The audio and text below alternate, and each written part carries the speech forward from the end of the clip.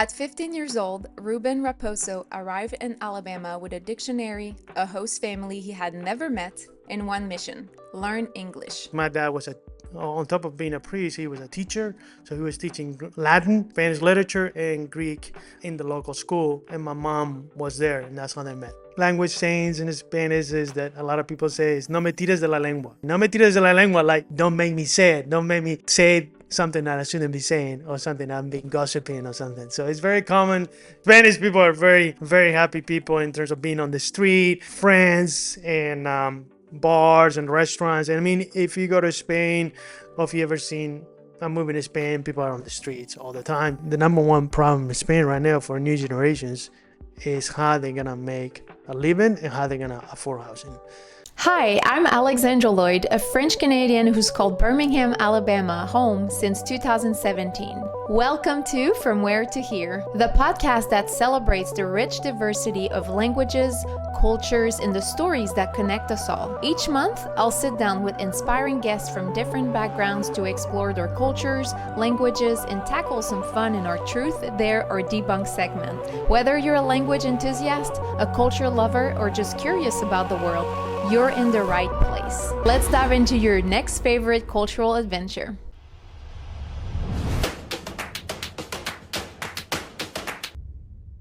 At 15 years old, Ruben Raposo arrived in Alabama with a dictionary, a host family he had never met, and one mission: learn English. What he didn't expect was to end up on a football field, navigate a completely different school system, and build a life that would keep him here for more than 30 years.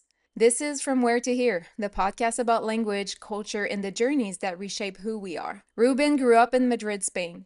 What was supposed to be a one-year exchange program turned into something he never planned for. College at UAB, a career in healthcare technology, 2 master's degrees, 2 companies, and roots planted deep in Birmingham, Alabama. Today, he lives here with his wife and their dog Romeo, while staying deeply connected to his Spanish roots. Ruben, welcome to From Where to Here.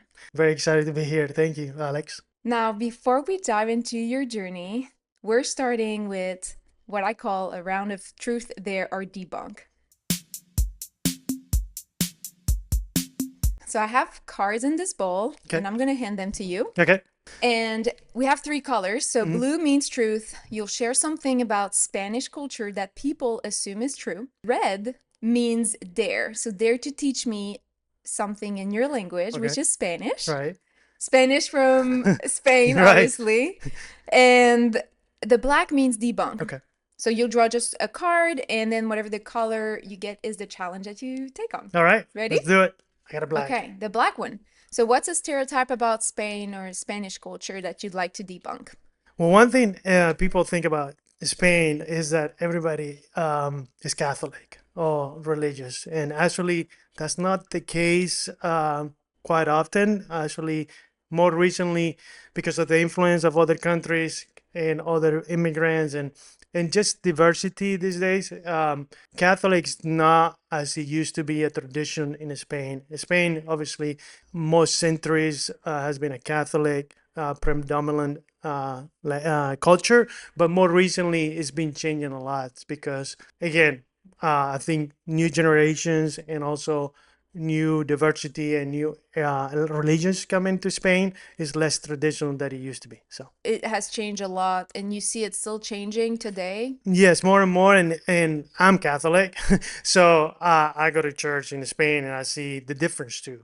There are less kids and less younger people in the church that they used to be. Actually, one thing that is very personal to me is Catholic because my dad was a priest. So my dad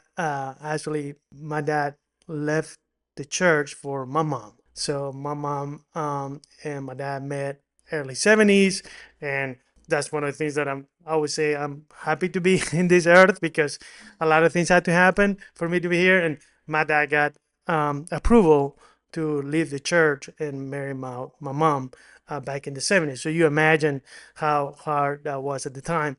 But back to the question is that the religion itself in Spain is not as it used to be a traditional value, especially in younger generations. And there's also part of the challenge of parents these days that there's a lot of more divorce, and Spain is one of the top countries in divorce rates.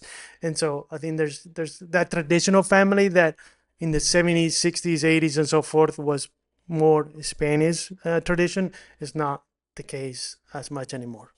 That's interesting. Yeah, it must have been hard for your dad to make that decision because the church originally will not approve such move That's right. to And that leave and then because you can't have a relationship when you're a priest and correct. Yes, it was very that hard for him to be able to do that. He had to get approved from John Paul II. We actually have the letter oh that wow. John Paul II agreed for him to release his vows and marry my mom.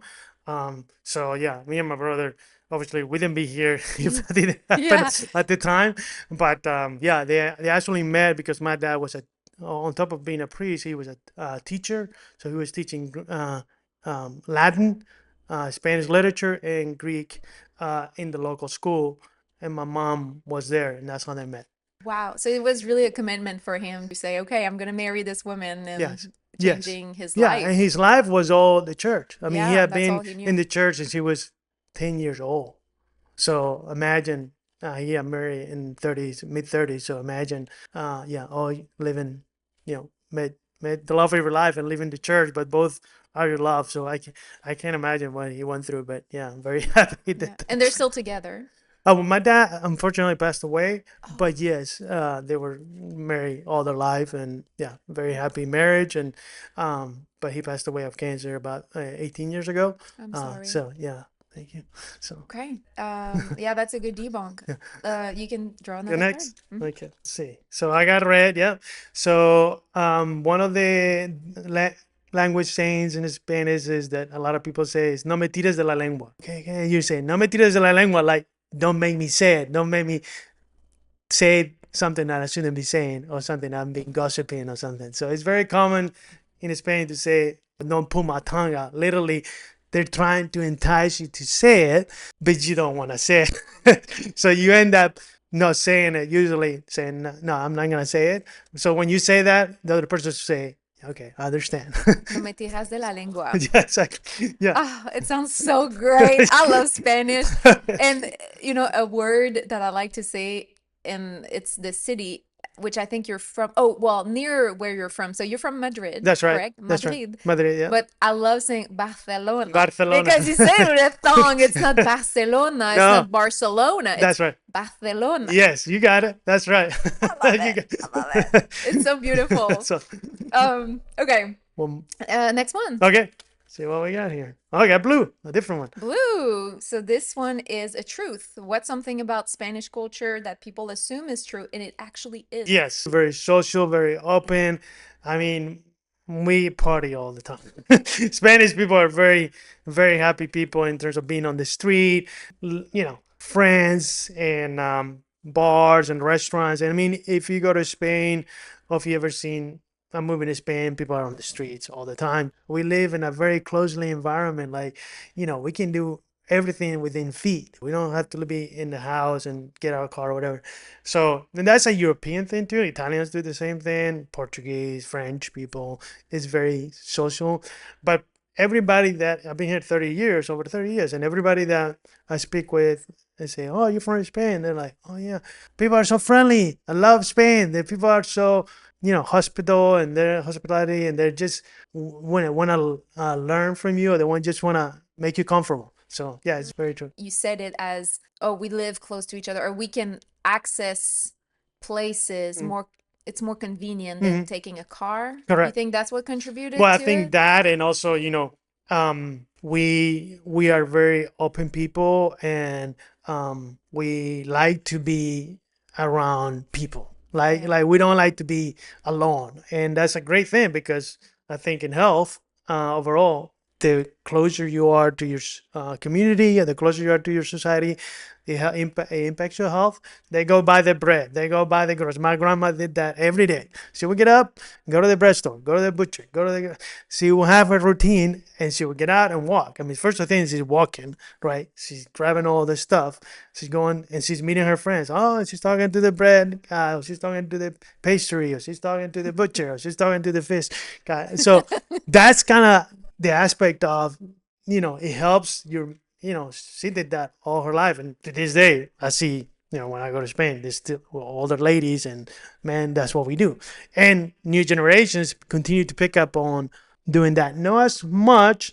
I hope that doesn't change, but new generations still, going to the bakery, going to the butcher shop, going to, and getting around. And then, of course, having tapas or dinner or restaurants. I mean, literally, when you go to Spain, you stop at 20 places for tapas and you just hang out and have a beer or wine, whatever.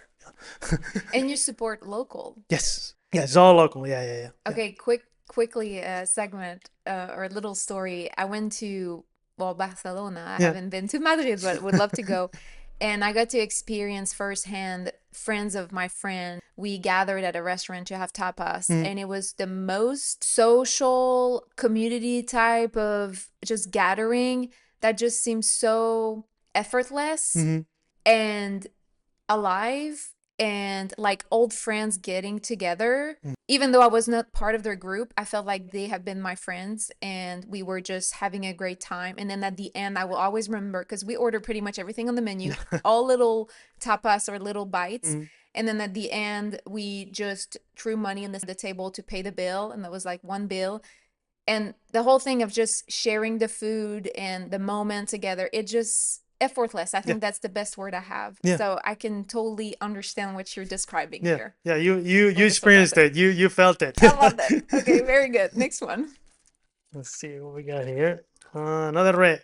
Dare to teach me a Spanish expression. Okay, let's go with cada maestrillo o cada maestro. Maestrillo is like little master. I mean, like we all, whether you do things around the house or we do the things at work, each person has their own mastery of making their own things. So that's something you tell, like when you're working with somebody and you tell, okay, so you have your own way of doing things, and somebody tells you, how are you painting the house, or how are you gonna get to something?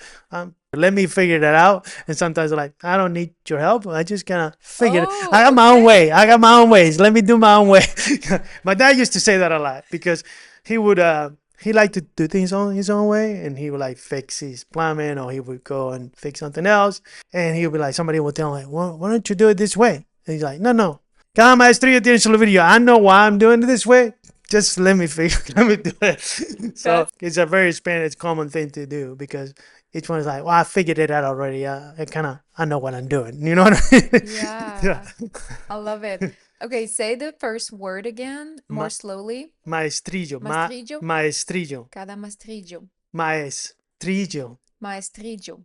Yeah. So the reason why I say maestrillo is because it's a small master, like you're mastering something, like, so you're like the master of something, but you're a little master, like they're poking fun at you, right? Like you're the little master of this little thing. So you have your own way of doing this little thing, right? Cada maestrillo tiene su Yes. su Librillo. My French is coming out when I use my. I can see that. Yeah. Very good. Yeah. Okay, love it. All right. Let's see what we got. Blue.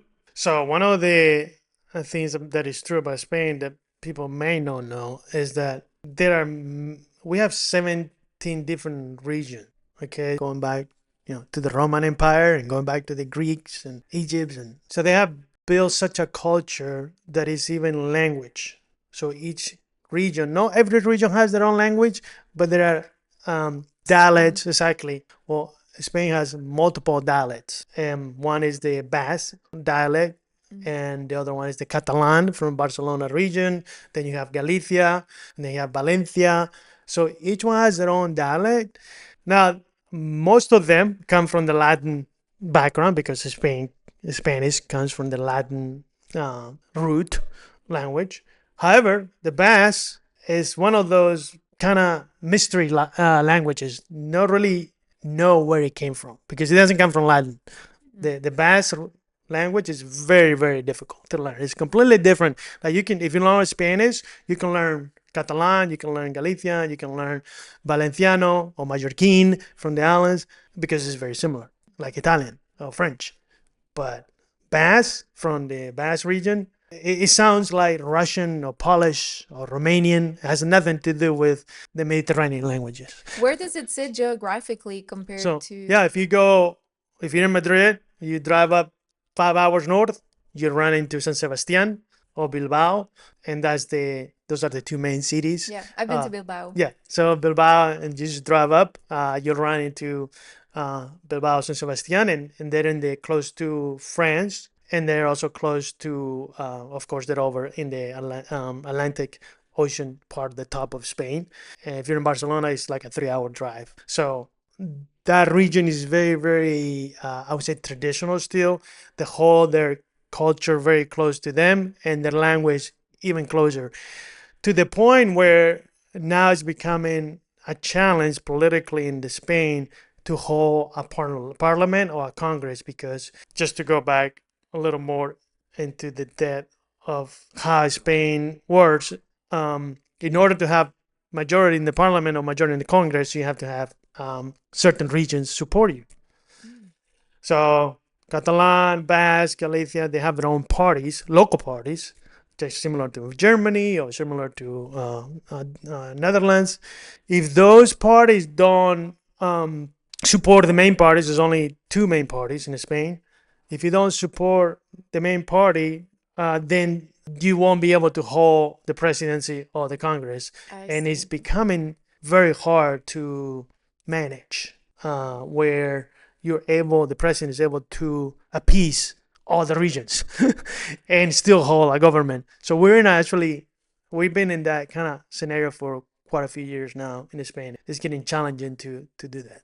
So Yeah, because then no one is happy with what is being done because they all have desires that vary from a region to correct. another. It's like, That's right. and growing up, were you aware of those regions and Yes. yeah? Yes. I mean, my parents took me around Spain and around Europe, so we were familiar with those, and we like to experience those. The food. The other thing that I forgot to mention is that each region has their own food, right? So it's like, just because you go to Madrid and you eat tapas doesn't mean you're gonna eat the same thing in Barcelona or in Basque has amazing food scene.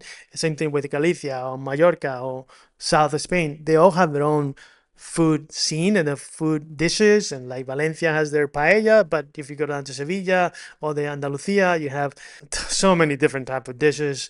So you just have a food, richness and culture, and they have their own traditions, and they have their own parties and their own festivities, and so all that comes with that region. What do you think is one food that is unique to Madrid or it represent Madrid pretty Oh well? yeah, I mean, I would say it always comes to mind. It's called cocido. Cocido madrileño. It's a Madrid stew. And you can eat it all year round. My mom makes it all the time. When I go there, I say, "Mom, I want cocido." Oh, the other thing is lentejas, which is like a lentil soup. But cocido is my favorite because it's this broth that's been stewed with bone marrow, sausage, chicken bones, chicken broth, and then you put chickpeas all there, and then you have a soup that is made with all the richness of all the bones and the marrow and the chorizo. You eat the soup first, and then the second plate you eat the chickpeas with all the meats that you've been stewing on top of also cabbage. So it's very, very satisfying. My wife also loves it. I mean, like everybody that goes to Spain, you have to have cocido madrileño, because otherwise you didn't experience it. It's kind of like Valencia. You go to Valencia, you have to have paella, but paella is now everywhere. It came from Valencia, but you can have paella, different type of paellas. Like in Barcelona, you have fideuà, which is not actual rice. It's a type of pasta. It's like a little like a small Short pasta. Yes, it's like yeah. And so instead of rice, they put that, and then they make their own broth. Like it could be like clam, or it could be vegetables, or it can be chicken or fish. So those are the main ones. But yeah, That's making me hungry now. I From do, your I do. mom I'm for happy. the Yes, cocido. it is hard to make, Yeah. but yes, I do have the recipe. Oh, Yeah. okay. Good. So you can keep the tradition alive. Yes, That's yes. great.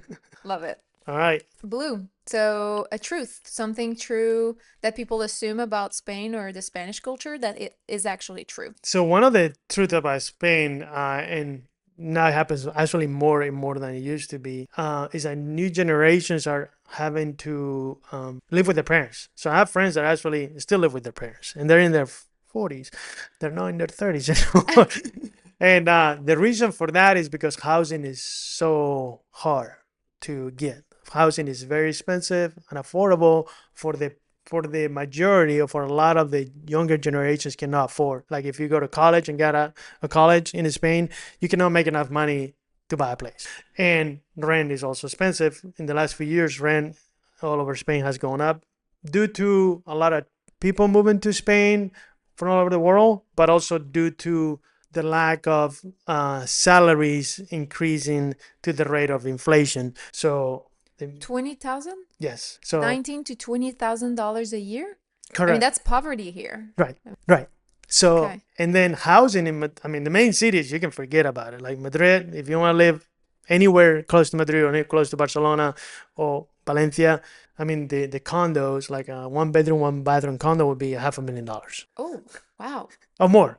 And you forgo the outskirts, you're still paying for 300, and then you have to drive an hour to get to the main city where your job may be, or you have to drive in and out of the city every hour, and that's $300,000-$400,000. Spanish housing, you can read in the news, has gone up 50-60% just in the last 4 or 5 years, and that's because a lot of people have turned their former houses into Airbnbs, driving people out. People have sold out. Generations of people that own their house now sold it to their out and made money, and then new development has not kept up because to build new development it takes a lot to do that, to from the government to open up new land or open new spaces. So yeah, just to go back to the question, we have the number one, I would say the number one problem in Spain right now for new generations is how they're gonna make a living and how they're gonna afford housing. There's just for a room. One room that's what your kitchen, living room, and bedroom, and then you have a toilet. Yeah, and then you share that with three or four others. Oh, Yeah, one. you have your own bedroom, and then you're sharing your kitchen, and you're Okay. sharing you have your bathroom and kitchen So one main and space. that's right. But they have 3 rooms, so they rent 3 rooms to 3 different people or 3 friends. So yeah, that's the in Madrid, specifically Barcelona. It's worse actually in Madrid. It's coming to that where new generation. I feel sorry for them because it's so hard for them to live, to be independent. I mean, they're still not that they don't want to leave their parents or they have a it's tradition to live with your parents, but not up to your 30s and 40s, or a lot of people do want to live by themselves, but they cannot because they can't afford it. Yeah, that must be hard. And I mean, now we're seeing it economically, it's pretty much where it seems like, Mhm. but that's an interesting fact that it's been like that for a longer time, Yes, at least. and it's And not. Yes, it's not getting better. just out of curiosity, what kind of job do you need to have to earn more than $20,000 in Spain? That's a great question. So that's to have a job that pays 50, 60. So for all jobs compared to the United States, they all pay an amount much less. I mean, like an IT person, let's say an IT engineer or an IT architect here would make probably 150, 180, right? Easily.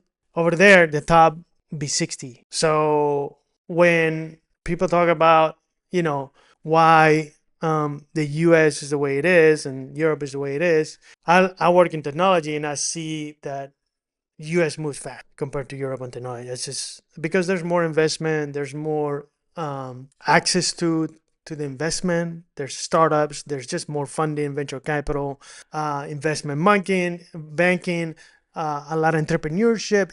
The dynamics of the entrepreneurship in this country just completely takes out what you can do in Europe.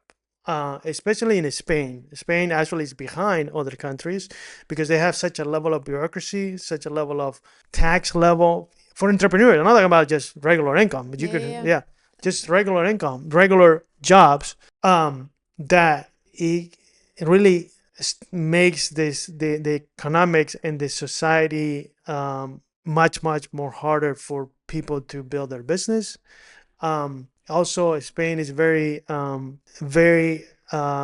public in terms of jobs. So most of the jobs are offered by the government, meaning the private enterprise has much less participation than the public. So if most young people say, where would you want to work? And they will say the government. And even Antonio Banderas had Antonio Banderas, the actor from Spain. Yeah, Antonio Banderas, you said? Yeah. He said, we cannot build a country where young people say, I want to work for the government.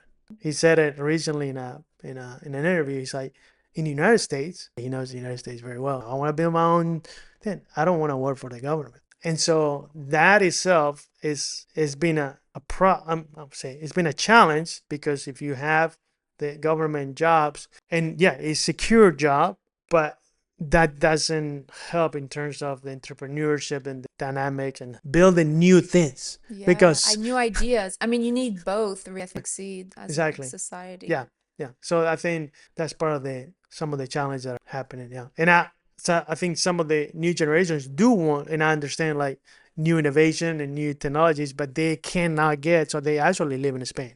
They can, build a business. So they either go to England, or they go to Germany or Switzerland, or they come to the United States, because they can scale so much rapidly their idea, and they can make it over there. Well, and we're going to share more we're going to dive into your journey and how you came here to the US. Yeah. But before we do that, let's Okay, try another one. take another card. Yeah. Black. Black. So one of the things that people, really understand now more than they used to about Spain is that we have a very public help or support from the government, which is great, because healthcare is provided for everyone. Everybody has to make money some way. I don't like when I hear and people ask me, don't you get free healthcare? It is not free. We do get healthcare. The government provides us healthcare, but my mom and everybody else pays Social Security and pays taxes. The taxes are much higher to fund for the funding of the healthcare, right? Yeah. Nurses still get paid. Everybody has to get paid still the same way, and the government still has to buy supplies from all over the world, because everybody makes those things. So that is there, and it's a very, very good system, because it gives everybody access to that. One of the challenges with that is, first of all, the taxes are higher. That's what it would be. Then for someone earning at least 20 to 30% will be taken off your check for a salary of $20,000. Of $20,000. Correct. So now, when we talk about housing, now you extract that. So now you're down to what? Some people have to live with $1,200 a month. In Madrid. I mean, that's... It's like, unless you have wealth in the family, there's no way to survive. Right. I mean, it's really hard to make a good living and Correct. have a respectable job. Have fun. Yeah, exactly. So you may have have a job. You're not ramping up your life. So you are kind of stuck.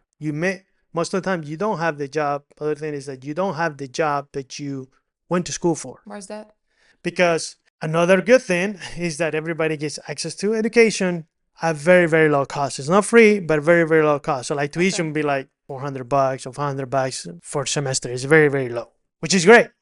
However, if everybody has access to getting a bachelor's, that's the one that's mostly access to. Everybody goes to school, which is great education. But say you're an engineer and you came out with your bachelor's in engineering, and there's no job because there's so many engineers out. Then there's more lawyers in Madrid than all of France. I'm starting to see the trend here. Like, you're painting the picture pretty well here. So yeah, I mean, you don't stand out as much, but it's so accessible. But then it's good because it's giving the education to people so that they can learn and apply their learnings. Right. But then it's hard to find a job, probably. And it's hard to... Yes.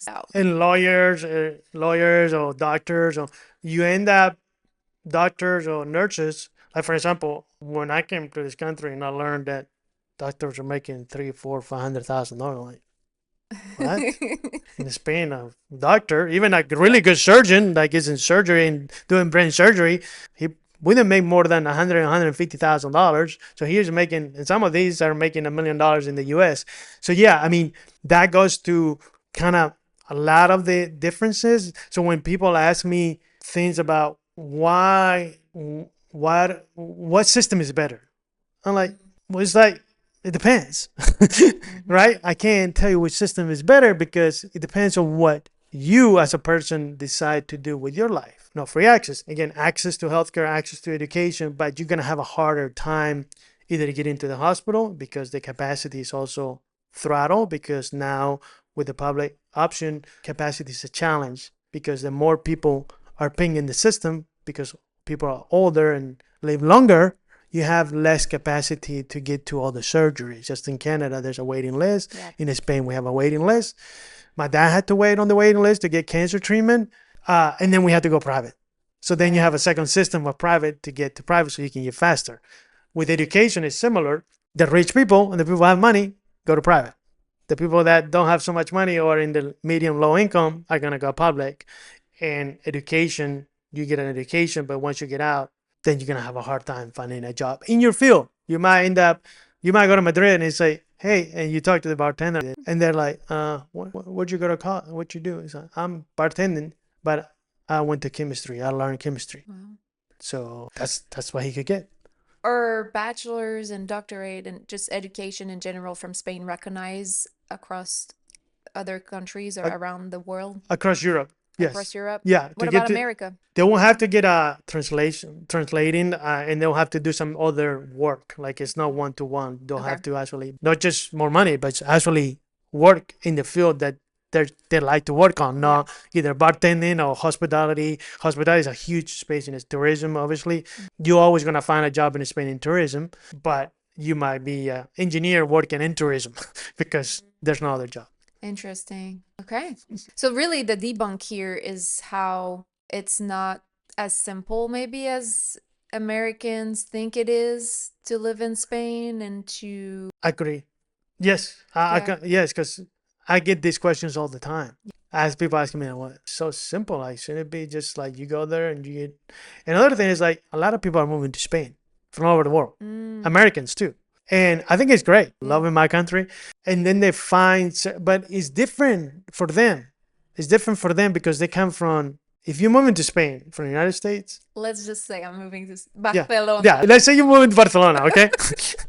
Your level of income is already higher than the people in Spain. So you're going to be able Oh, with my income. Yes. Okay, because it's different. Yeah, the two. You have the ones that don't have a job that want to move to Europe, the slices of, say, Spain, especially in the field.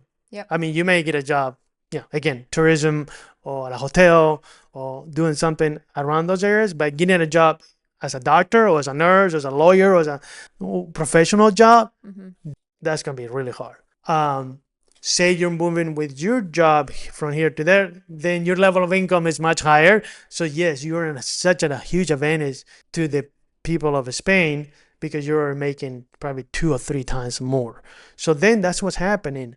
Then the people that move there with the level of income, a nomad, an engineer that works all over, they go there like, okay, 600,000 for a condo? Sure, I'll pay 700, but I pay 100. So then they start taking the local properties from the locals. and then displaces the local people. So then it becomes a gentrification problem. Portugal has the same problem. You go to Lisbon, there's a lot of Americans there that it's great for them because they come with a huge income and a huge benefits and they can work from there. But the local people are not making $150,000, $200,000. Yeah. Portugal, I think, was having a special visa or welcome. Golden visa, yes. The golden visa? Yeah. I mean, for people under 30 or 35, I mean, we're like, at some point we were thinking, well, should we do that? Exactly. And I know people that took on that, same thing in Spain had a golden visa. They stopped it.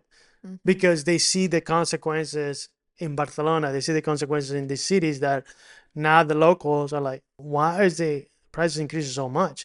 Because now you're driving up the people, the local people, like the people that have those properties are great for them because they make tons of money. But the people that are trying to buy there, they live there or the family from there, it has become a problem. Yeah, it becomes much harder. Yeah. Okay, let's see what else we have here. All right, Red. So there. Okay, so let's say one of the ones that I really like to say all the time, and another one, this one my dad also told me, and when I was little, like I don't know, I seem to remember my dad just keep on putting this thing on my head. Al que madruga, Dios la ayuda, which means the person that gets up nice and early, in the dawn, much early, God will help him through the day. And my dad was always like, like telling me this because he was always like, "Don't sleep until 9 o'clock or 10 o'clock. They get you up." And my dad, when I was young, my parents had a. We still have this place, but my dad started it. We had this land uh, out in the village, out about an hour and a half outside of Madrid. It's in a town called Belvis, and in that town where my mom is from, they bought a piece of land. Mhm. And we were, my brother and I think my brother was like 4 or 5, I was like 2 and 3 and 4 years old. We used to go there every summer, but they bought this land, of course. It's like 10 acres, okay?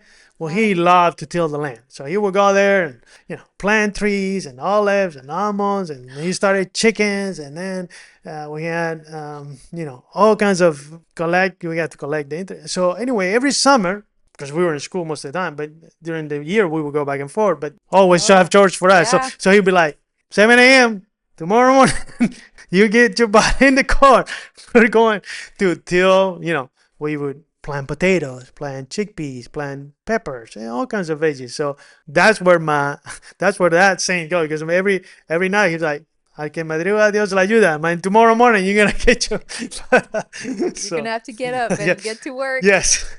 I bet it was a beautiful garden too, Oh, but with all again, this effort. and that's the hard work, the discipline that kind of your parents teach you, and you Mhm. obviously at the time you don't realize. To you, you want to be at the pool, you want to be with your friends, you don't want to be out in the land and tilling the land or learning how to plant a tree. But my dad instilled us that, and obviously we still adore doing that, and you learn that after so many years of the discipline that Mhm. touch and the hard work and the goodness of that. So That's amazing. yeah. I love it. Well, that wraps up our segment of Truth Dare or Debunk. So Okay, thanks for cool. playing along. Yeah, that's great. Today's episode is brought to you by Red Cat Coffee House and their Landmark Series coffees. As a cat lover, I could not resist but introduce you specifically to this blend called Light Rails. It features a cat on the label, but not only that, each blend features a landmark, is inspired by a landmark of the city. This one is inspired by our vibrant Rainbow Tunnel downtown, and it has sweet fruits and mixed berries. You can find the Landmark series, including blends like Ironworks, Full Steam Ahead, Alabama Audubon, and Johns Valley Trail, either online, at Red Cat locations, or your local Piggly Wiggly. It's coffee with a story, and even with a feline charm. Ruben, really your journey started with a decision your parents made for you. They wanted you and your brother to learn English. Your brother came to the US first, Mhm. and you visited him in Tennessee Mhm. when you were about 15. What was your first impression of America during that trip? Yeah, actually, I was 12 at You that were time. 12 at that Yes, time. yeah, Okay. that's my second time I came was when I was by myself at 15. I was 12. Yeah, my brother had already come as a exchange student because he's 3 years older than me. He's the one that my parents took on the initiative first. Mm-hmm. When I came, it was a Christmas. We wanted to come and visit him for Christmas up in Tennessee, and it was a his family were very welcoming. We had a great time spending Christmas with them. We exchanged gifts. I mean, the first time I got to basically, learn from the culture, the close culture of, I mean, you see it on TV, you see it on, all different aspects of, I mean, I knew of American life through the TV or through my brother when he called us, but when you land and when you get to meet the folks, and the family, it was very welcoming. Like I say, very special to learn that how Christmas was for them, and how my brother was part of the family already. Like he had been there only for like 6 months, something like that. So 5 or 6 months. So I really enjoyed it, and I felt like, well, this is the good thing for that is that it gave me kind of a preview of what it could be when my time was up. Yeah. Were there any other kids at that house, or was it only him? No, he had another brother from the family, and then he had another brother that was not in the house, and they all came and got to meet them. And yeah, we toured around his high school, so I got to learn his high school, where he went to high school, the food. gathering around different restaurants, and just we landed in Atlanta, so got to visit Atlanta. Just some of the culture of the terrain, the nature. I was really impressed about all the trees because I live in Madrid, and we have good parts, but when you're out in the open and out in the country, there's we got to see a lot of different aspects of the South. Very cool. You kind of alluded to it, but soon after you came to Alabama as an exchange student yourself, and you stayed with a host family for a year. Mhm. What do you remember most about that first year? Oh, yeah. So what I remember the most is kind of the first few months. So I had already learned some English in Spain, but obviously the way we learn it in Spain, the pronunciation, the speed of the Hmm. conversation, that's just not gonna be possible to replicate, right? Unless you went to a formal, like actual full English school, which I did not.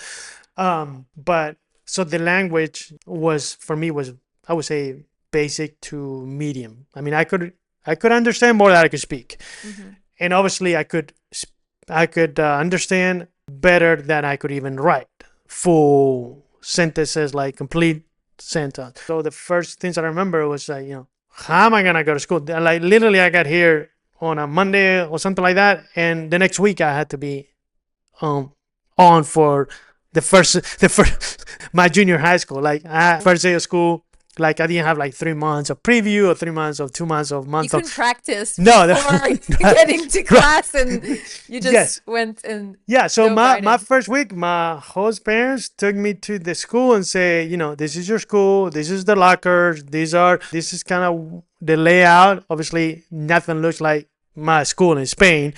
It's different layout.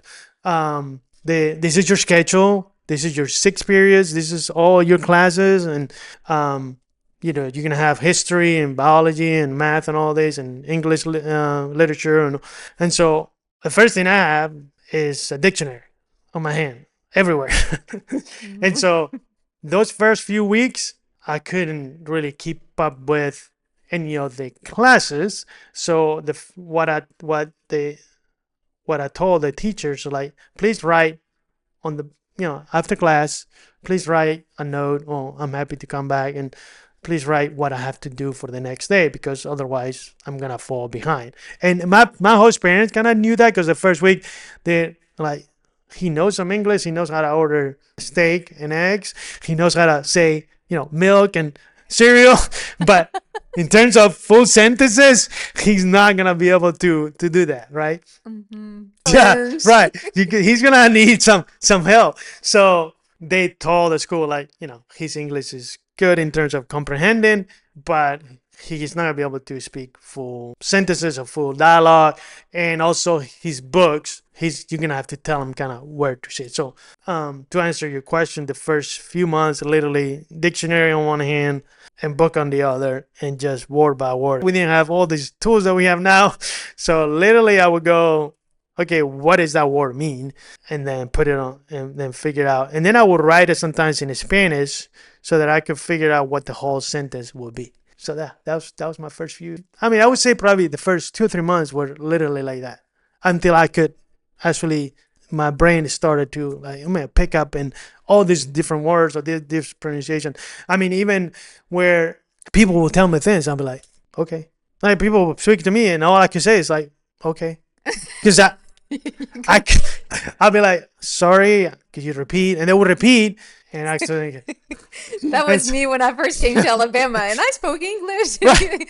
But The yeah, southern accent. I mean, this was oh, in. yeah, also because yeah, you I came to was in. Alabama too, so I was up in Smith Lake, about an hour away from here, from Birmingham, and the southern accent is pretty heavy in there.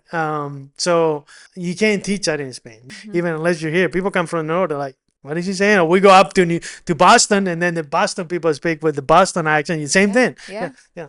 Mm. I mean, you mentioned having your homework and then your dictionary and looking up word by word to understand, like, maybe the question Hmm. of the homework, Yes. or the Oh, yes. instructions that your teacher gave you. Were you ever discouraged or wanted to just go back to Spain and be like, okay, this is not worth it? Yes. Like, I just want to go back home No, and yeah, don't remember being like fully discouraged, but yeah, there were times where like this is gonna. I mean, this I literally would get home after 3 o'clock, or we come home at 3 o'clock. I would have like something to eat, and then I would just study for hours, and then the next day kind of do the same thing, and I saw the progress. Once I start seeing the progress, then I'm like, yeah, I got this. But the first few weeks, I'm like, this is the only way I can do it. Like literally, I can't go back home after 3 months. Like my plane ticket was not until the following year, and I can't call my mom and say, my parents say, hey, look, I can't do this. And the family was great. My host yeah. parents, they're part of my family. They encouraged me, they helped me. So Oh like, yeah, that could have been yeah, I something didn't have a tutor. to help. Uh, my host parents didn't know a lick of Spanish. I mean, they were not Spanish fluent or anything. They didn't know anything about Are Spanish. they now? No, Have no, no, they no, no. learned probably just some words? It'd be hard for them to learn, but no, no, they did not. But they gave me the tools to help me. Like, what do you need? Like, can I? The tutor was not an option, but like, do you need like help with getting you more time with the teacher? Or they knew that they could, but as they saw me picking it up, that I was picking it up pretty fast. They're like, yeah, Well, for you, that requires a lot of perseverance, but obviously language was a huge yes. challenge. What subject were the hardest? American history was on my first semester. I remember that being literally really, I'm learning the American Revolution, entire form, how the United States formed. Wow, okay. The You Pledge of teach it at school. yes, That's part of your supervisor yes, thing. the Okay. Pledge of Allegiance, and we said it most of the Mhm. days in school. We said the Pledge of Allegiance. I had to learn all the states, obviously all the states capitals, all the Constitution, all these things that were very English, very specific. So yeah, I mean, I would say history, and then the good news though was that I was advanced in math from Spain. I was advanced in algebra and biology. So those science classes pretty much were done for me. Good. I took APs the following year, and I was fine. But the English literature, and obviously because of the language, and history, because you have to read a lot Mm-hmm. and you have to comprehend full text, and then when you had a test, then you had to describe the whole thing. They were not like the ones that were ABCD, easy, right, or Yeah. multiple choice. Yeah, that's gonna take some more effort. Yeah. Okay. And also I heard there's a story involving a football field and a very confused coach. Tell us what happened here. Yes, I mean, literally first, I would say first 2 weeks of being in the school, the football coach, Coach Williams, I still remember his name, Coach Williams, great man. He comes to me in the middle of the hall, like I'm just sitting around break time, and he's like, "I heard you're from Spain." Yes, I'm from Spain, and I heard you play soccer. Yes, so we want you to be up in the clubhouse at 3 p.m. after your seventh period, up in the clubhouse. I'm like, what's going on? Like, is there Can you some? repeat, Yeah, please? can you tell me? No, like he literally say, you kick the ball. Okay, okay. Okay, so I'm like, I don't even know where the clubhouse is at this point. But I got to the clubhouse after seventh period. I'm still on my. I mean, I'm a jean. I'm wearing jeans like today and wearing my tennis shoes, my regular shoes. But he's like, here's the ball. He puts me on the extra point, and I'm like, I knew about Mm-hmm. football. Obviously, my brother had played high In school fantasy. kicker too, Oh, so okay. I knew obviously what he was doing, but I had no practice. I mean, I had not. I mean, I just came in, and so anyway, I get to the clubhouse. I kick the ball on the extra point and it goes through the uprights, puts me on the 20-yard line. Now I'm 30, kicking 30s. He's like, "Oh yeah, you're a kicker. So now from now on, this time every day." So that's how I joined the football team, and from there on, I was part of the pepper rallies and part of the football team, which was great because it was a great That's amazing. camaraderie and Mhm. good times with friends, and it really helped me combine with the culture. And then now that I was part of the kicker, people saw, okay, now you get to meet a lot of folks. You get that social aspect from Spain That's right. now back That's right. through Instead of being sports. like the Spaniard that nobody knows what he does, Yeah. now it's like you're part of the yeah That's great. It sounds like you really had people cheering you on, yeah. like this coach, and then also your host family. They Hmm. really wanted you to succeed, Yeah. and it sounds like it really made a difference. People were really welcoming. So yeah. In Spain, you stay in the same classroom all day. Uh, You come to Alabama, and then suddenly everyone's moving between lockers and classes. Like, what was that like? What? Tell yeah, us more yeah. about the Really, logistics. the legends of that really play a mind trick on me because obviously the timing of being so early in the process, like literally just got here a week ago, and being involved in all that and taking all on such a sort really caused some logistics issue in that sense where okay, lockers, we don't have lockers. You stay in the class, the teacher comes to you and you just go through the every signature or every class. Period was broke. His history on top of that was broken into 15 minutes the first part, and then the other 30, 45, 40 minutes was after lunch. So you would take a lunch break and then come back. Well, I happened to just not come back because in Spain we take a break. We eat lunch and then we take another 30, 40 minutes break just to like socialize again, hang out with your friends, play soccer. I play soccer every day in Spain after lunch and kick around and hang out. No, literally after the bell rang, you get your back Back to back on class. the desk, Mhm. and I was just walking around, and people ask me, "What is he doing?" Like people. I will go to like the library or like the football, the outside and hang out, and people are like, he never comes back.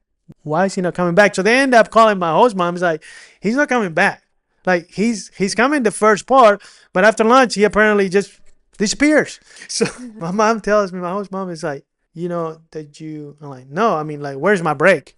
Like, I eat lunch, but then the bell rang, so I think I need a break. I Take a need a break after the break. right, Where? exactly. Like, I need to digest my food.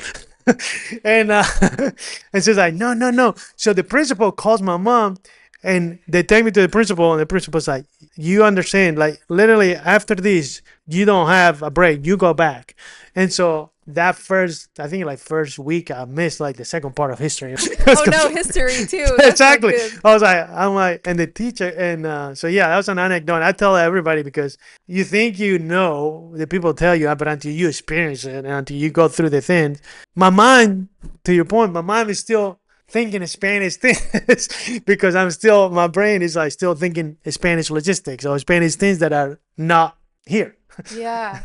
Did you notice at some point, like, like there's Did no one I around did me I because did they're all in I class? did, but I was like, where do I supposed to be back? Like I was That's funny. confused for Yeah. so many days. Like, okay, I'm here, but I don't see anybody here, and I see it's all quiet. This is Yeah. like, Yeah. so Oh, this is funny. No, I mean, let's face it, you were 15 at the time, mhm. alone in a foreign country. Like, tell us what was the hardest emotional part of that first year? I think the hardest part definitely not having your family members, your parents, your brother, to be there when things either you didn't know or somebody to. But I didn't have. I mean, I called my parents at the time. It was very expensive to call Spain. Oh. Imagine early 90s to call long distance. It Mhm. was very expensive, so I couldn't call every day even if I wanted to. So we were able to call like once a week or so, and hearing them on the phone obviously helped a lot, and then supporting me through, telling me, do you need anything? Are you good? What's going on? And but that and I think the social aspect of being we were out in the lake, so we were out kind of in the country with the walking around or what like I did in Spain. Like basically, I would just go outside of my apartment and be with everybody, but that wasn't there because we live in houses separately, like big houses, or even out in the country you live separately. You don't see anybody basically. So that was a challenge, but I kind of got used to it because I was so immersed in learning the language and learning what I had to do that I kind of those things were not in my head all the time. Like Mhm. I got used to like coming home and Tom, my host dad, would take me out on the lake. And so we would go out and boat riding and fish and That's fun. ride the skis. I have a skier, a water skier. So I would drive the boat and I would ride the sea-doo. So those things helped me the transition because I had things to do. And my host parents were really good at that because even during the months ahead of my first year, they were always getting me into new things. Like I started playing golf, I started playing soccer again, or I started going learning skiing, or they would take me to the Carolinas, or they would take me to Florida, or they would take me. So they would always do things so that I was not necessarily thinking not about my parents, but like I was learning new things, and Yeah. that really helped me. New experiences, new learnings. Were these activities completely Yeah, new for you? yeah, yeah. Never done those, Never like skied. water Yeah, skiing? never water ski. Never got on a boat on the lake. I mean, the lake is beautiful, and I still go back and seeing the lake. Which lake is it? Smith Lake. Smith Lake. It's Okay. about Yep, 45 yep. minutes. Yeah, it's a beautiful lake. Jumping on the lake and swimming, just fishing, just like I would come home and that's literally the first thing we would do. Like Mm-hmm. change into our bathing suit, especially if the weather is good, Fun. and go down to the lake and hang out. So that really helped. Because obviously, if you're in a place where you don't really have anything to do, then yeah, it would have been Yeah. much more harder. But having those activities and having the band, because I play saxophone in Spain, Oh, so I was also in the band, so I was also in band practice. All these things that either new or transported from Spain, like soccer and music, that I could still do here. that's great. One thing that you mentioned, not being able to go to one place to another. I mean, obviously 15. I mean, here it's 16 to get your driver's permit. Mhm. What age is it in Spain? It's 21. 21. So Hmm. big difference, but it's not like you need it as much as, let's say, in Alabama. That's right. And that's something that doesn't get talked a lot as part of like student exchange, having access to transportation. Hmm. Because you come at a young age, you don't necessarily have the permit that you need. But in Alabama, that's a reality. You need a car to get pretty much everywhere. Like, what was it like for you to not being able to drive when you came in? I think you actually flipped the script, or you went all in and taking permits. Can you share a little bit about Yeah, that? yeah. So the first, yeah, I was 15, so I could not drive a car at the time, but I could start the process to learn True. both. And so the good thing about coming so early is that I was able to register for driver's ed and for boating education. So because we live Boating. boating, Yes, yeah. yes. So both of them were taught at the high school. So they say you can take driver's ed and boating in the same class. So the teacher would part of it would be drivers education, all the text, all the cases and all the regulations and rules, and then you would also learn boating. So I learned boating, and I got my driver license and my boating at the same time.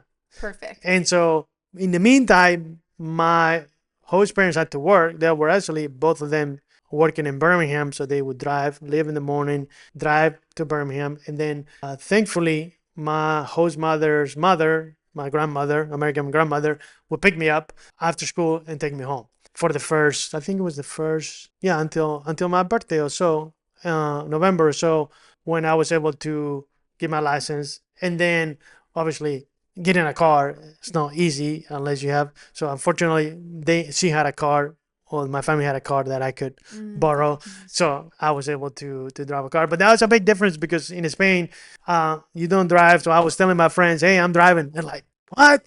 You're driving? You're not even."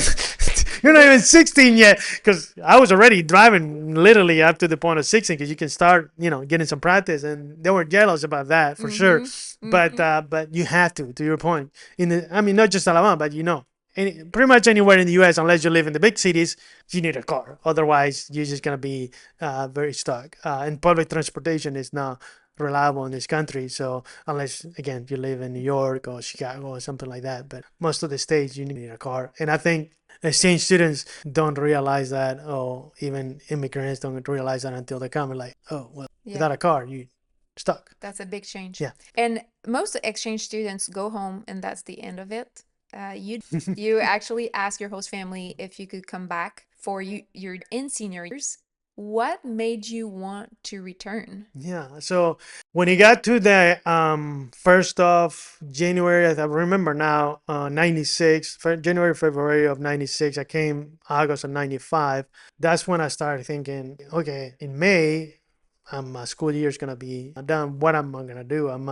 So my brother had decided to stay too. So I kind of, knew that that could be a possibility, but of course my host parents had to accept me to come back to their house and be in their house. So I kind of really felt good about where I was in the school. I was progressing well. I had good grades. I mean, I was in the football team. I was in. Now I started soccer. I was wanted to go back to soccer, and then I wanted to start learning other sports. So I started, asking my host parents, hey, if I would like, if I can stay, would that be an option? And they were like, literally, no problem. You can come back anytime. That's So amazing. that was a game changer because my parents kind of they basically say it's your choice at this point. They wanted me to come back, but they were not those kind of parents that like you have to come back. Like we can't let you stay there one more year.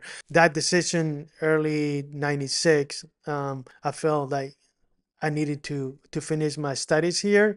I was in a good place, and then I started thinking about college at that time. So you did 1 year and then that's when you asked them, or you Way did way two? before, yeah, the first 6 7 months, and when I knew that I felt, Oh, okay. because what happens, you also have to start thinking about your visa. Your visa is only good for 1 year, so if you wait literally until the May or June of when your visa ends or when you have to go back, when I had to go back, I wanted to start the application ahead of time. That visa, was it a student visa? Hmm. Which one was it? That's the F1 visa. I know you listen to From Where to Here because you're not into surface level travel. You want the story, not just the sights. But let's be honest, breaking the language barrier can be intimidating. That's why I created the 5 phrases that unlock any culture. These are 5 simple phrases designed to pass small talk into real conversations from almost anywhere in the world. Don't just be a tourist, be a connector. You can grab it at fromwheretoherepod.com/5phrases. That's your shortcut to unlocking real conversations. But yeah, so eventually you faced a decision after they said, yes, this would be an option. You can either go back to Spain or stay in the US for college. At that point, you had a home country waiting for you and a life that could have gone either direction. Hmm. You were the decider of, okay, what is it my life going to be like? Right. What tipped the scales towards staying rather than going back? Yeah, at that time, between going back to Spain and starting college there, or staying here, um, I started thinking what career and what professionally I wanted to do. So my parents, because they were teachers, they also taught us that kind of aspect of starting thinking about what you're gonna do with your life. They were very astute on education and on being disciplined about education. So I was on that path of, okay, if I go back to Spain now, am I gonna be able to study things that I want to study? Am I gonna have the access to what I want to do technology wise? And I started playing with computers in my senior year, meaning I started thinking about computers. Computers were coming on, and a lot of things were all in computers. So, and I wanted to study computers. So when I looked at colleges here in Spain, the access to what I wanted to do career wise, I applied to UAB, applied to Alabama, and then I felt like I did the ACT, I did all the studies, so I was prepping already. Even though if I didn't stay here, I was already prepping myself to having both options because the Spanish option was there.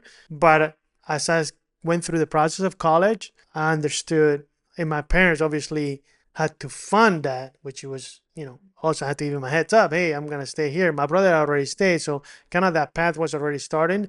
But funding college and getting a college visa, you also have to start early process. So that the career aspects is what made the difference for me. I was coming here quite a lot, even from Coleman. I was, going to different music venues and theater and enjoying, the things that Birmingham has to offer, restaurants, and so forth. So I feel like Birmingham was my next stage to learn my career. Very cool. Now, another thing too we haven't talked about, but is during college, you also did a 1 year internship in Germany. Mhm. By that point, you've already done the hard work of adapting to a new culture, new language, even. And I want to know, like, did the second time feel any easier, or is it a different challenge every time? That's a great question. It's a different challenge. Yeah, I have to say that I even have bigger challenges after that was to further my market positioning. Where UAV was offering Germany internship with different companies, Fun. so I was like, I would go back to Europe and I get paid to do Yeah, this, that's and a I no-brainer. yeah I like mean, yeah so and I get to learn a new language.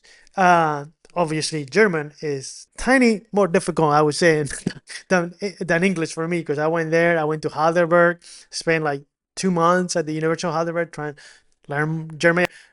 But yeah, when that program opened, I'm like, sign me up. I got lucky and they gave me an internship with Lufthansa Airlines at Frankfurt Airport, and they gave me that previous German prep. At the end of the day, my German was not up to par, but I still finished the internship. They paid me for my internship. I learned. I yeah. put it on my resume, and that's what I accomplished. And I had a great time in Germany. I mean, like I got to visit Spain, obviously, with my family, but also I got to meet friends. I learned new culture. Germany is a great country to learn and meet so many people. Yeah. Any German you want to share for our German? I'm basically good. That's all I got to I don't know remember. what you said, but My that's German is not very oh, okay, okay. good. Yeah, you need to be able to Practice, at yeah. least say that to Yes. whoever is like delivering a long Yes. German. Yeah, I can Yeah. understand some German, but yeah. Yeah, so after Germany, Mm-hmm. you came back and Mm-hmm. then you decided that you're gonna put down your roots Mm-hmm. for a longer time here in Alabama. And that meant going through a visa. Mm-hmm. Walk us through what that felt like from the inside and which visa it was Yeah. that you went on. So yeah, at the time I was finishing my college education, my bachelor's. I came back for my internship in 2002, and then I graduated in 2002. Mm. So the market was not very good in terms of jobs available. The U.S. was going through a lot, but I graduated in May of 2002, and that time I started talking to my counselor at UAB and say, okay, and I'm looking, I want to stay here. The thing about the internship that it already put me in a good place. So I sent resumes out. I was still in a student visa, a college visa.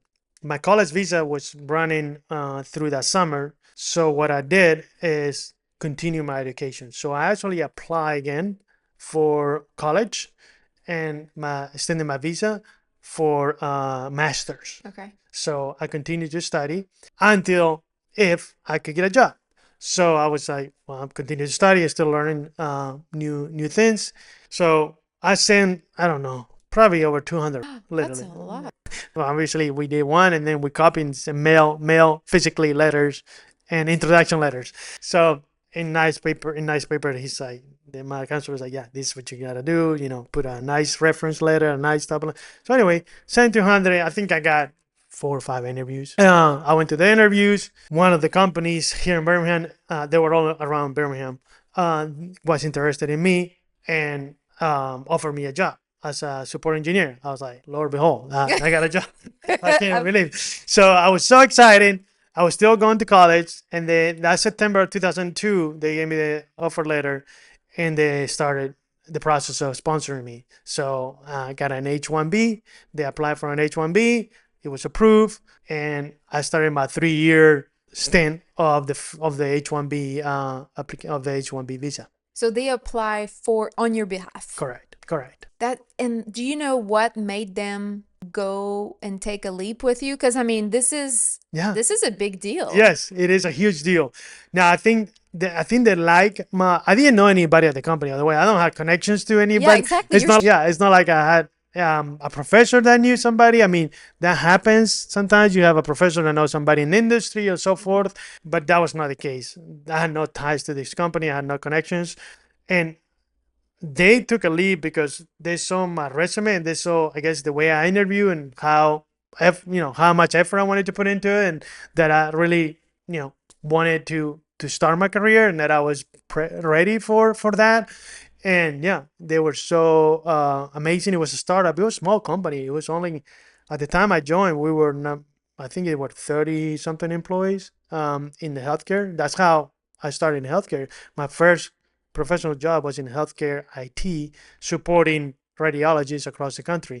So we had a basically like an application that store all the imaging for all the patients, and we are able to visualize it for the doctors. So we had a software that did that. So I was supporting radiologists and phone calls and taking it's basically like a support engineer help desk, and I did really well at that job and continued that process. Yeah.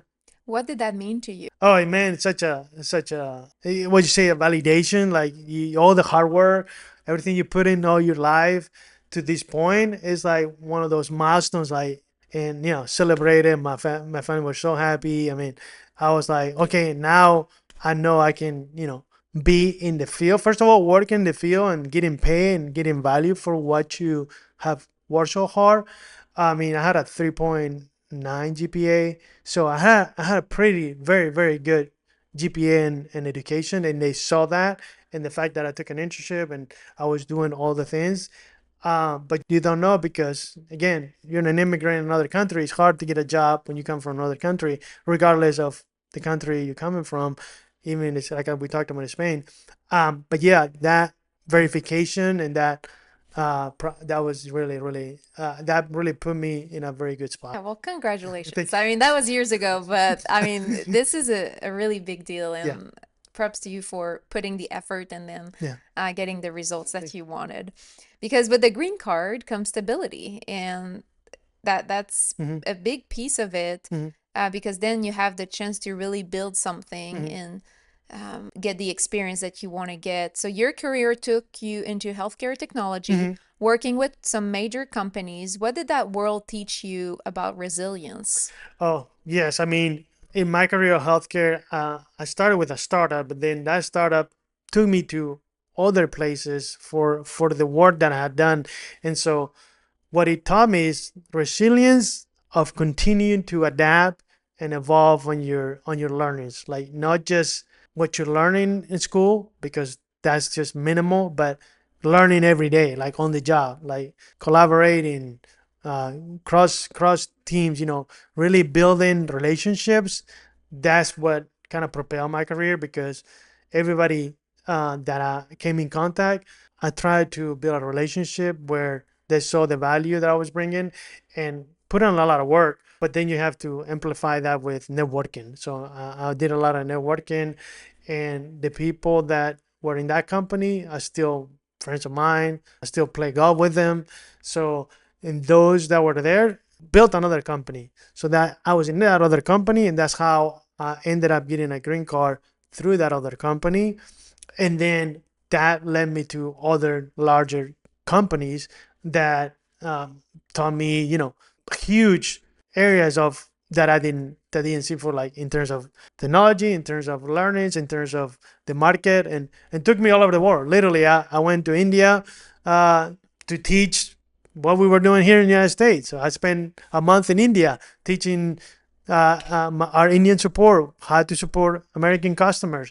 I went to on another company after that. I went all over the world implementing systems, healthcare systems in Mexico, in Canada, in the UK, in France, in Germany, in Spain. Mm-hmm. So the possibilities of what it opened up, I couldn't believe it at the time. But it goes back to like to your point about resilience, and resilience just continue to the hard work will pay off if you continue to provide value. Yeah. Yes. Wow. Yeah, that's impressive. And do you speak other languages? Did your kind of like German help German, a little bit? I don't know. Italian, I can definitely understand because it's very close to Spanish, but I don't really speak. I wouldn't say I speak another. Yeah, Okay, okay. yeah, And so yeah, you spent years building a career inside large companies. Then at some point you decided to build something yourself, first in Spanish food distribution and now in healthcare data analytics. Mhm. What drew you to entrepreneurship and also what makes the nephrology work feel meaningful right now? If you could please explain that nephrology work, but also what is your work that you're doing through Yeah. entrepreneurship? Just like I came into this country to explore a new a new world. Entrepreneurship, yeah, I guess, is in my family or is in my DNA because I always felt like I needed to start something new. Like like I went to India and I was the first one to raise my hand. Like, oh, I'll go I there. want to go. Yeah. Oh, you wanna go to? Well, we need somebody to go. I'll go. I'll do it. So that entrepreneurship with the Spanish food came later in the 2000s. That I was like, I love Spanish food, but it's so hard to come by. And very, very. This is when the selling through the web, turning through the internet Mm. was starting. And so I'm like, well, it's hard to get Spanish food here. What can I do to get my own food? That's how I started. Literally, like I told my wife, like I'm tired of not finding the things that I like: olive oil, smoked paprika, Spanish rice. Basic things. I'm not asking for like, you know. But some real foods. What's different about the olive oil? Maybe you can touch Well, on a bit. Spain is the number one producer in olive oil. People don't know that, but you have these really amazing producers of olive oil in Spain that are really amazing quality. Aberquina, Picual, different olives that only grow in Spain. I mean, now that you have it in California and other, but at the time, this is specific olive oil in Spain again, most olive oil than produced in the world. Smoked paprika, which is a specific paprika smoke in the way they grow it and the way this is made. Spanish rice for making paella. Jamón ibérico, which is Spanish ham. At the time, they wouldn't import it. Eventually, they started importing Spanish ham. So all these things, I mean, I could go on and on, but Yeah. there's a whole list of things that I was A like, list of yeah, essentials. exactly. And people from all over understand because we have in the United States we have Indian food, Chinese food, we have everything here, and we have Indian markets and Mexican market, and we have all these markets. But Spanish food was not. People really didn't know like Spanish food. They were like, "Is that like French food or is Mexican food?" People are like, "Don't you Hmm. eat burritos?" I'm like, no, we don't eat burritos. We don't eat. Yeah, and so people didn't know really much about Spanish food. But as more people went to Spain and more people traveled to Spain, um, I found one website and it was hugely expensive to buy things from there. So then I was like, well, heck, I'm gonna start it. So, so I started one day just researching. What do I? How can I bring just some items? So obviously, every year or every time I went to Spain, what happens to the suitcase? Oh yeah, it's filled. I mean, how many suitcases would you bring? But Just I would one bring, or? yeah, just when I went to vacation, I would bring my Spanish olive oil, my bring paprika, and my things. And I love it. eventually, some started to get in customs, it will get thrown out, like Um, because especially meats will get thrown out. So obviously, that could only satisfy for so many weeks or so forth. But so anyway, I started a website. I built a website. I built a distribution. They were bringing it from Spain to a storage or a warehouse here. I would store it, warehouse here, and then I would ship it across the country. Wait, did you have any background? Did you hire people or did you No, did all all yourself? myself. Dang, Yeah, all that's myself. so cool. Yeah, How and long then did that last? about 10 years. 10? Yeah, Good for it was you. called Raposo's Gourmet, pososgourmet.com. Mhm. And it was basically my name, gourmet.com. And we would say Spain's best for less. So you could buy the best of Spain, the main things for Spain for less, and you could have it on your shipped to your house. Mhm. So that went really well. I mean, it started kind of getting really busy, and I had a full time job too. So On top of this. yes. Yes, So yeah. on top of my real job, I was doing this on the side, and it got kind of relatively sized where I couldn't keep up with all the orders, Mhm. and then Amazon came along, and then I started selling through Amazon. Dang, But fun. that was probably the beginning of the end Okay. because what Amazon did is learn the patterns of purchases, and then they start bringing it into their own themselves, and then they cut off pretty much everybody else. So I deliver food for chefs locally, like Chris Hastings here locally knows me. Um, Betola restaurant had some of my food. So yeah, I started, and that was an amazing experience. By the way, I learned so much through that. I I learned what not bet. to do, what to do. So just the fact that it went that far, it was really I was really happy to see people were happy with the service we provided, and then we just after so many years, I decided to close this up after Amazon started offering the same things we were offering. There was not enough margins or enough profitability for us to make it. Oh, that's unfortunate. Yeah. I mean, were your products or did your food providers sell directly on Amazon after that? Or, Some of them did. I didn't. I was not an importer, so I would go through wholesalers and distributors. But there were okay. others that started doing similar thing. So then they started through Amazon, or they did it themselves. Now, um, also they were able to stock better than I can. Obviously, larger quantities, and also it came to a point where, to me, it was like it got to a point where I couldn't keep up with it either. So it was capacity. But now going back, it would say, okay, well, could you hire somebody? Could you just? I could have hired people. I didn't. That was something that was at the time was like either I hire somebody and start doing this full time Mm-hmm.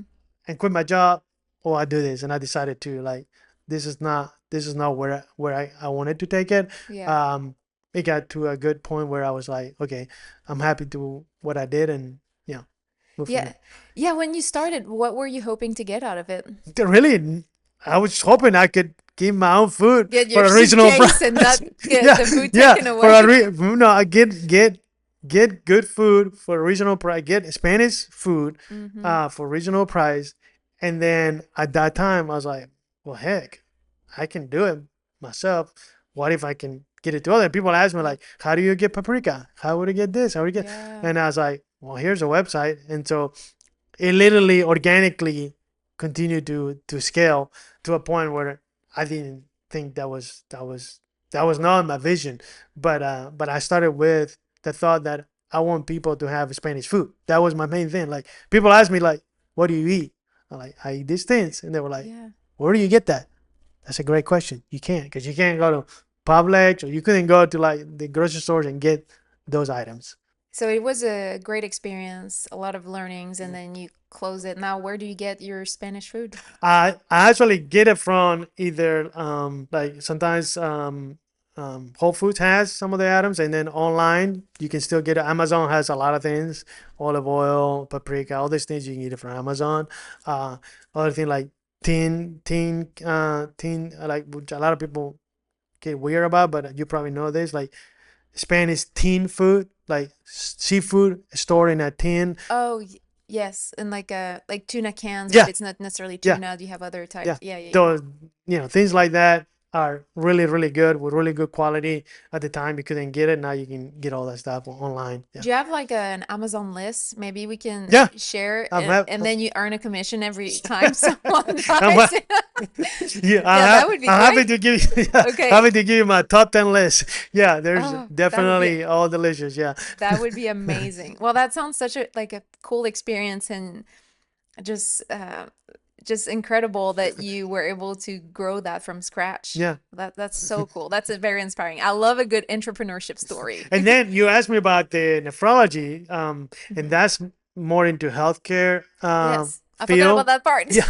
So the healthcare field, technology, I'm able to help more in terms of patients. So I connected with some folks. I went to school, obviously at UAB, a bachelor's, but I also went to master's. I got a master's in engineering and a master's in healthcare administration from UAB. And so I was able to connect with a few folks there, including doctors and physicians that are trying to do more helping their patients faster and quicker. So I connected with them. They were like, we have this type of data and we don't know what to do with it, but we want to do these things. I'm like, well, I'm in data analytics. I can kind of help you out if I can give you some ideas. So we started connecting and we started getting together on a project. They were like, oh, well, this is what we want to do. And Hmm. so that has grown into just smaller startup where the UAV is able to take one of the projects and take it out of UAV to commercialize it. So at the end of the day, we want to help patients that are suffering from kidney disease with their treatments, where they can get better treatments faster and quicker while they're in the hospital. So there's some challenges with the data the way it is. out of the box. So we're able to provide better insights to the doctors that are providing that treatment. So it sounds like there's a data problem, and I work in e-commerce, my full-time job, and I mean data problem is real. Yeah. It sounds like healthcare also experienced that. Where do you think it stems from? it's Someone else is listening. I think it stems from a lot of systems being independent. So we still have a healthcare system that has a lot of data repositories or different systems from the time you come into the hospital to the time you get admitted to the time you did get discharged or go to different spots inside of the hospital. All that is recorded in different systems, whether surgery or emergency or accounting or patient experience. All those are different systems and they don't talk to each other. So there's a data interoperability that is a challenge in the United States for all the systems. So we in this case the use case is for nephrology, but and help those patients that are suffering from that, merging the data, connecting the data, so that you can now get more treatment, get better treatment from that data. Wow, you're having an impact on people in a great way. I love Thank you. it. Now, switching gears a little bit, you've now lived in the US for, I mean, 3 decades now, but Spain is still home in so many ways. When you go back today, do you feel more Spanish, more American, or somewhere Mm, in between? yeah, I mean, in a way, um, I feel lucky, obviously, because I get to experience both cultures, and I have learned two major culture: one, the American culture, and the European culture, because Spain is European, so Spain, obviously. Um, but I feel when I go back to Spain, I feel Spanish, and when I come here, I feel American, but it still have a Spanish culture. So in a way, I'm kind of like a hybrid person, and I'm very thankful for that and grateful. When I go to Spain, my friends say you speak with an American accent, so I can't help that. But they're like, "Well, you sound very American. Your Spanish sounds very American," and they've been telling me that for years. I'm like, I know. I'm like, because we got to speak English every day. So Yep. and so they give me a hard time about that, but I still, the social aspect and the Spanish culture, I still adore everything about it. When I come here, when I'm here, um, I feel American, but I have my sense of Spanish culture and being an immigrant that has adapted to the American culture, and I think well you can have both. Like it's not different than people that came from Italy, when they left for World War II and they live here and they came here and they had to leave their country. I think you can, as an immigrant, you can have those two versions and enjoy both. Yeah. Yeah, I love that. Is there a food, a moment, a phrase, a smell, something that makes you feel more Spanish? When I'm here, Yeah. oh yeah, I mean for sure. When I start cooking Spanish food, or when I bring jamón ibérico, which is a Spanish ham for Christmas, for Thanksgiving, for the family we eat, and when I bring that ham, or when I cook Spanish food and people see it and they enjoy it, that obviously makes me, because I'm a foodie person. I love food, and so anytime I love to cook. Mm-hmm. So anytime I get to share it with others and come to my house or go somewhere, a Spanish restaurant, or go to another restaurant and share that, like breaking bread, that really, that makes me like, share my culture. Yeah. And remind me, is your wife from a different culture or the same? Yeah, tell me. Well, her background is Italian. She was born and raised here in Birmingham, but her great grandparents came from Italy, from Sicily. So they still have traditions from Italy. All her generations, her parents, it came from your great grandparents came from Italy. So all that tradition of food and getting together and learning how to be a family of Italian family. Yeah, and they're big. I mean, like Yeah. when we get together, it's like, oh my God, we're 50. Sometimes, and I bring it to they come to my house for Thanksgiving or Christmas or Easter or so forth. And I love it because that's very Italian. Like, yeah. That's great. People sometimes ask you why Alabama, Mm, not just why the US, why here? yeah. What do people in Spain think when you tell them Birmingham is home? Well, first you have to find it on the map Yeah, yeah, because probably. they're like Okay. Birmingham, where is that? And it's not like New York or Chicago, Miami, you know, the usual large cities. First, I tell them like Alabama is a small state, right in the south, you know, and close to Atlanta, close to kind of geographically telling them where I am, and then I kind of explain to them, you know, the differences of Alabama. And when people ask me why Alabama, is because really my most of my life has been here. My family is here as well as in Spain, obviously, but my wife's part of the family is all here, and I feel like, you know, this is the place that I call home because the people here have treated me amazingly. I have friends, family, and I enjoy being with those that have treated me so well. You know, so when you have welcome, and when you after 30 years, not like I got here yesterday, after 30 years of, and people ask me like, I come Alabama. Even in the United States, people are like, wow, Alabama. Like there are certain aspects of Alabama that people still think about Alabama, and I completely understand that.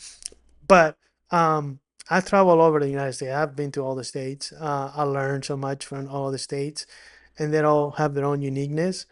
But Alabama has a place in my heart because of everything that's been given to me. I didn't ask for this. I mean, I came as a, we talked about it. I came as a exchange student from another country. I'm like, I could have gone back after a year, or I could have had a bad experience like many other exchange students. Mhm. But not just that year, like continuously over my career, the job, the professional, the education. It's like all these things continue to build up to where you're like, well, this all these positives Mhm. that you have built so much time that, yeah, at the end of the day, I feel like I'm at home. But I love Spain, and I go back to Spain multiple times a year when I can. But I feel that here is where I need to be. Love that for you. That's great. And you really built, I mean, a life, like you said, like it's been a long time. You're married to also a UAB nurse. Hmm. You put down roots in Birmingham. Now tell me maybe a little more like what has made Birmingham feel like home? Is this kind of like the fact that people have welcomed you Hmm. so well? And are there any other aspects that stand out or that you think of? Yes, I think it's a combination of obviously the family, Mm-hmm. the friends, but also a combination of the history of what I have learned about the people I interacted with. So going to school, my bachelor's here, going to school, my master's, being in companies here with the network, with the relationship, with the folks that, you know, have helped me and supported me through my entire career, that I can pick up the phone and talk to them, that I can see them in a networking event, that I can go. The other thing about Burma is a small city, so I like that. I like small cities, and I can used to when I go to other cities. Yeah, I love New York. I love many cities in the United States, but when I come home, when I come here, I feel like it's an easier, more peaceful uh, way of living. There's nature. I love the nature in Alabama. People don't reckon, maybe not know about all the things that we have here. Mm-hmm. We have amazing lakes. We have the water. We have the beach. I love the Gulf Coast, the Gulf Shores, all the different towns down there. The food, the food in Alabama is specific. You know, there we have our own food scene, especially in Birmingham. People start talking about Birmingham as a food scene. When I was here 20 years ago, we had still the chefs, a couple of the chefs that are here were here back then, but now they're coming up, right? Mm-hmm. So I love seeing the growth in Birmingham, and I love the growth that is happening across all Birmingham, um, not just in the food scene, but also people are starting to realize that Birmingham and Alabama overall it's a great state to live in because affordability wise, access to many things that we have, and the people and the nature too. Which park do you like to go, or which, like, when you think nature, what do you Oh, think of? yeah. So I think nature of the I can go up to like Menton and or I can go to the caverns, the Soto Caverns. Or I can go up to even Out Mountain State Park, Mhm. or and the biking, the fishing, the lakes.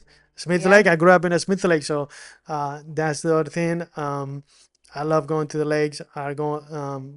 We got multiple of them. Yeah. We're close to the Smokies. We're basically in the Appalachian hills of it. You can go up to Huntsville, up to Tennessee, and just be close to the mountains, and obviously the beach. I mean, like Mm-hmm. we're 3 hours, 4 hours from the beach, so you have all that range of nature and you go outside and there's trees everywhere. I mean, like Mm-hmm. that. I like the being able to see nature. I mean, I was at the golf course. I like to play golf, and I was at the golf course yesterday, and there was deer and turkey just walking I think around. I saw you sharing that Yeah, turkey. I was like, wait, where yeah, is that? yeah, exactly. That's like these are the things that people might Wildlife. take it for granted, but I Hmm. think that it's things like that that are very very grateful and gratitude to be in that surrounding. Yeah. Now, question from our Hmm. listeners. So that's the segment from here to you. And the question is, do you ever feel like you don't fully belong anywhere anymore? Like you're too American for Spain now, but you'll never be fully, or never fully be American either. I would say there's certain times that that comes up for sure. Because you because when you go to Spain, like I mentioned earlier, people bring it up. So Mhm. it's only when people bring it up that that makes you like, oh, they didn't think that I'm American. And I don't have to say I'm American or I'm Spanish at that time just to rectify to kind of validate what I am and what I'm not. Mhm. But I do feel like I'm both. Honestly, I don't feel like I'm American fully because I wasn't born here, but I do feel like uh, I'm as appreciative of the American culture, and even more when you come from another country because you appreciate some of the things that people don't appreciate or they take for granted. Even the same when I go to Spain, people don't appreciate the things that they have in Spain because they're not on the outside looking in. So when you're not on the outside looking in, um, you miss this. You completely miss this, and this I'm sure this happens to all immigrants that come or go to different countries. When you come with the different lenses, and I meet my friends or I meet my family, and I come with the lenses of from here, and you tell them or you say things like, "Oh, I didn't think about that," or like, you should be grateful of the things that you have here or there. And so, Yeah. but people want to pick places. I'm not that kind of person that like, oh, well, you have to say one or the other. I carry a Spanish passport, so technically I'm a Spanish, Mm-hmm. but I have a green card, and I feel just as grateful as to be here as any other American. Yes. Would you say it's something that you've made, that feeling that you made peace with, or Mhm. that you still carry on Yeah, no, I with? made peace with it. I'm happy to say, if somebody says you're not American, I would say I've been here for 30 years. I love America. I love what they done for me. I'm always grateful for everything that has happened to me in this country. So I would say, this is my story. How you characterize it or not, that's a different question. And same thing with Spain. Like if somebody says, "Well, you've been living there longer than you've been living here, how can you be a Spaniard?" I'll be like, "Well, I mean, I still feel tied to my family. I still tied to my culture. I feel tied to my roots, Yeah. and I'm not gonna just give up that because somebody says I haven't been living in Spain." So, yeah. Yeah. And you've contributed so much to this place, to America. Um, so it's all in your honor. To someone who feel maybe kind of in between, what would you tell them? I would tell them to think about kind of how. they want to think about yourself and how you want to be at peace. To your point about how are you feeling about saying whether you're American or the country you come from. Do you do you feel like you're American because somebody says you need to be American, or or you feel or you regret that you are not saying you're from your country? You know what I mean? Mm. Like if you say you're American, are you putting down your country, your former country? You know what I mean? Like those things. Is that what is triggering, or is it that you know what you are? If you know that you're truly an American because that's what you identify with, then you do that. But also, I would say when you have roots from another country, it's kind of hard to say you just you give up your roots. I don't think you have to do that. I think everybody that has come to this country from another world would say you still want to connect to your roots. Mhm. So They can uh, coexist right, exactly. in That's the harmony. exactly. That's exactly well said. You can have both because at the end of the day, you are part of both. You came from a country that gave you so much from your birth, Mhm. and then you transported to another country that gave you so much, and you had, uh, like me, an amazing ride, and you feel like you're grateful for that. So when people try to, oppose each other, I don't think that's right. I would agree. I mean, that makes it rich Yeah, and makes it interesting and it brings the contrast in a good way. You just need to be curious about the things that you don't know and mm, just accept that they can live side by side, and exactly. that's what makes the world so rich and beautiful. Exactly, culture wise, yeah, Yeah. and then tactically, whether you carry a Spanish passport or another or your American passport, those are all bureaucracy, administrative stuff. Yep, yep. You have to figure out, but culture wise, what you feel in your heart and what you feel in your soul and what you are, Mhm. those are the things that you should be more attuned with. Yeah. Love that. Love that. Now, before we wrap up, I have actually, okay, two more questions, Mhm. but we didn't really touch on the tradition, but would you share maybe a top tradition that you like from your Spanish culture?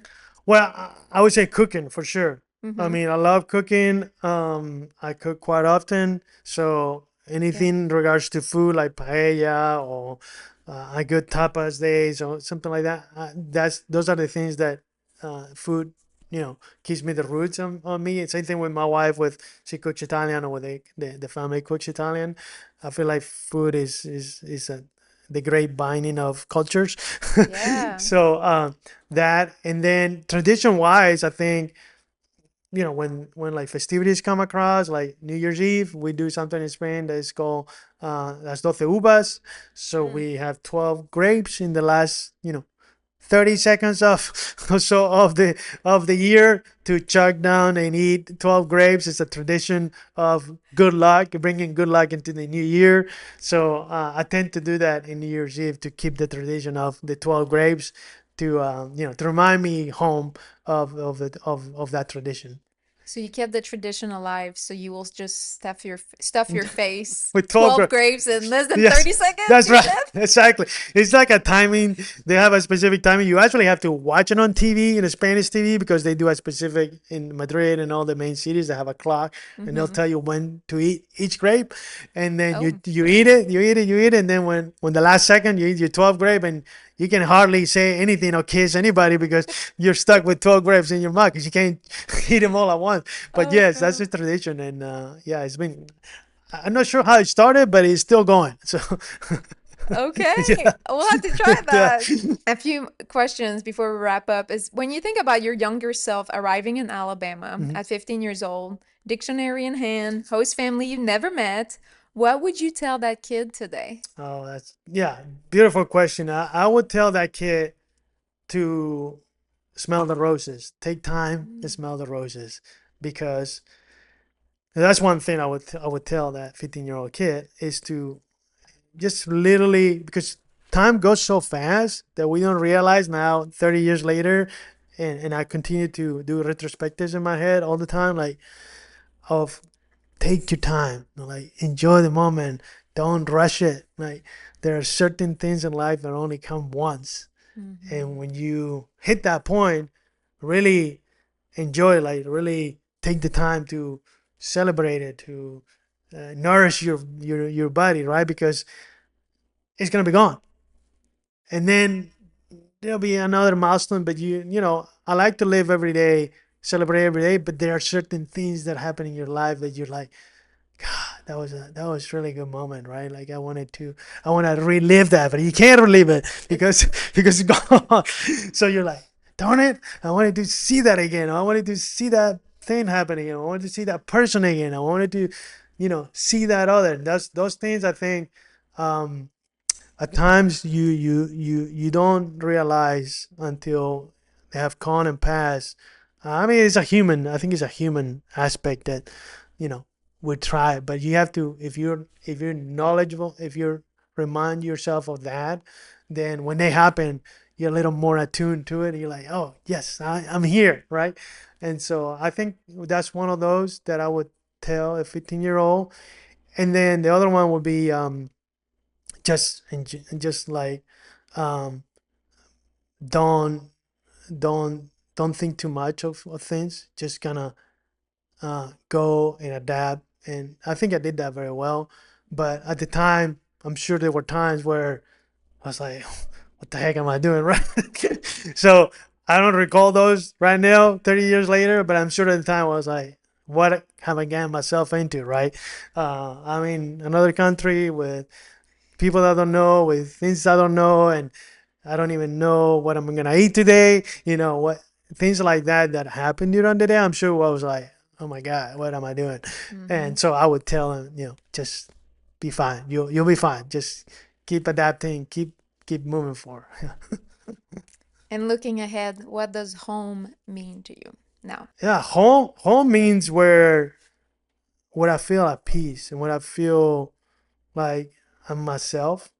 Um, and it doesn't have to be geographically one spot. Like I know people want to put geographically. I mean, obviously for me, it's here, but when I go visit my mom or my family, I feel very good there. I feel very happy with being with the ones that I love and the ones that have helped me all my life. Um, so I would say home is where you feel the most comfortable, where you feel the happiest, obviously, and where the people that you surround yourself, you are yourself the most. Yeah. Lastly, where can people get in touch or follow you for Oh, your journey? yeah, you can follow me on Spanish Foodie. I'm in Instagram, Yes, Spanish Foodie. yes. I post there from time to time. I'm not a big, huge poster, but I do post. When I'm in different places. You can hashtag Spanish Foodie is my Instagram, and then LinkedIn by my name. You can find me on LinkedIn. I'm very active on LinkedIn because I'm very active on professional things and networking and career. Um, so yeah, those are We'll add those links in the show notes for excellent. anyone Yeah, to look it up. yeah, Ruben, thank you so much for sharing your story with us. yeah. Muchas gracias. Gracias a ti. You came here at 15 to learn English for a year. You stayed for a career, 2 companies, 2 master's degrees, and a life. That kind of journey doesn't happen just by accident, and it happens because of the choices you kept making to stay, to build, and to belong. If this episode resonated with you, share it with someone navigating a new language, a new country, or a new version of themselves, because every story, like Ruben's, is a reminder that the 1 year plan is rarely the whole story. Until next time, keep exploring.